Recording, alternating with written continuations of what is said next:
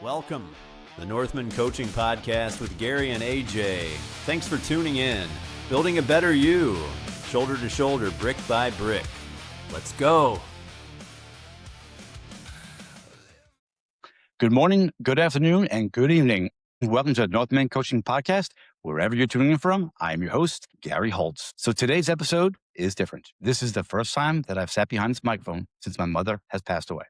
And if I'm being completely honest, there was a part of me that wondered if I even should. Not because I didn't have something to say, but because grief has a way of making everything feel heavy. Over the past couple of weeks, I've watched my mother take her last breath. I've stood inside her church. I've hugged people I haven't seen in years. I've watched tears, disagreements, stress, exhaustion, and every emotion that you can imagine collide inside of one family. Here's what I've learned. Calmness isn't something you practice when life is easy. Calmness is revealed when life falls apart. People think calmness means you do not cry. Wrong again.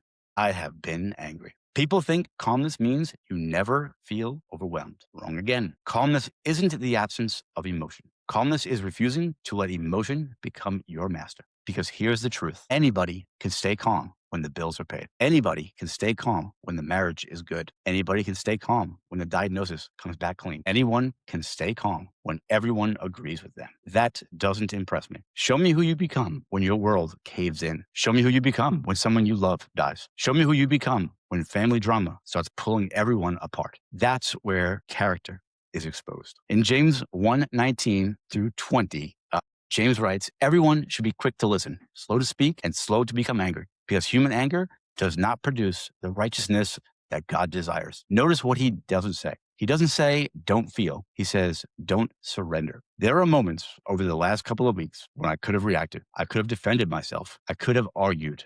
I could have corrected people. I could have made everything about me being right. But I kept asking myself one question. Is this worth sacrificing my peace? Because once you lose your calm, you've handed someone else the steering wheel. That's exactly what anger wants. That's exactly what fear wants. That's exactly what the enemy wants. If Satan can't destroy your faith, he'll try to destroy your composure. Because a reactive man is easy to manipulate. A calm man is incredibly difficult to move. The strongest man in the room isn't the loudest. He is the toughest. He isn't the one pounding his chest, demanding respect. The strongest man in the room is the one who can stand in the middle of chaos and refuse to become a part of it. That's not weakness. That's spiritual maturity. Jesus slept through a storm that terrified experienced fishermen. Think about that. The waves didn't determine his peace. His relationship with his Father did. And that's the challenge for every single one of us. Is your peace dependent on your circumstances, or is your peace anchored in Christ? Because if your peace depends on everything going your way, then you do not have peace. You have favorable circumstances. The next time that life punches you in the throat, and it will, don't ask, how do I make this stop? Ask a better question. Who am I becoming while I walk through this? That is the question that changed these past few weeks for me. My mother raised me to be a man of integrity, a man of faith, a man who stands when standing is hard. I can't think of a better way to honor her than to keep becoming that man. So here is my challenge. The next time that you are tempted to react, pause, take one breath, pray before you speak, respond instead of react, because the people around you don't need another source of chaos. They need someone whose calm reminds them that God is still on the throne. Remember this, the way you look on the outside is a direct reflection of what's happening on the inside. Guard your heart, protect your peace, and let your calm become evidence of the one that you trust. Although I have recently lost one follower and one listener, I want to say, Mom, thank you for teaching me with all of your life that strength isn't measured by how loud you are, but by how faithful you stand. I hope I've made you proud. Stand firm, walk humbly, build the man, lead the legacy. Before I wrap this up, guys, I just want to say that this has been a challenging few months for me, but I'm still going to go strong. We've got some new things coming our way with Northman Coaching. AJ is going to be doing a lot of the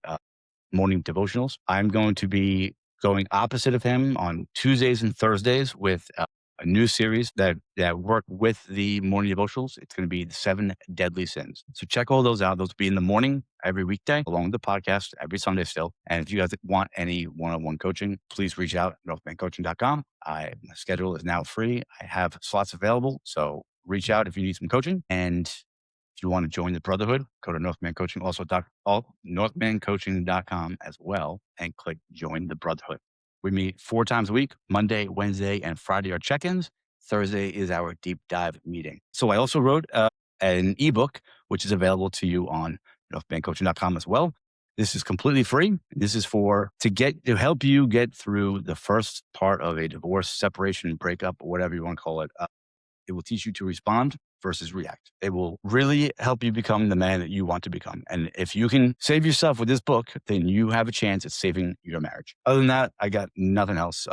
After you're done with this, guys, check out my good friend Joel Rosario and his wife, Glow Rosario. They have an incredible podcast. It is called Sessions and Lessons, and they drop episodes every single Sunday and Wednesday, and they're on all podcast platforms. Glow Rosario, his wife, has her own podcast, which comes out on Fridays called Glowing Off Script. And Joel also has a book out. It is called May, December End, and I do not have it in front of me.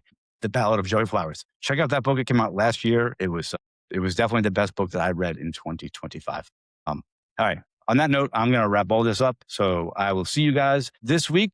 AJ will, like I said, will be doing the devotionals, and I will be doing the 7 deadly sins. So check that out, guys, and we'll see you soon.